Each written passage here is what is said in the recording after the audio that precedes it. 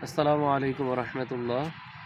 সোনা মসজিদের প্রাঙ্গণে দাঁড়িয়ে ভারতে আমাদের আজ থেকে প্রায় ৩০ বছর পূর্বে ১৯৯২ সালের ৬ ডিসেম্বর বাবরি মসজিদকে ধ্বংস করা হয়েছিল।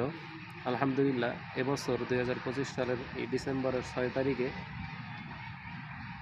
মুর্শিদাবাদ বেলডাঙ্গায় বাবরি মসজিদ নির্মাণ হচ্ছে।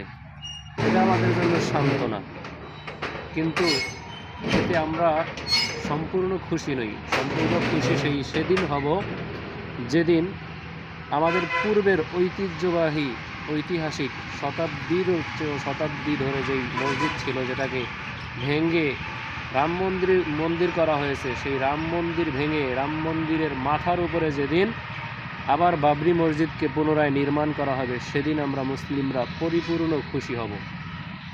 ইনশাআল্লাহ সেই সুদিন অচিরেই আসবে।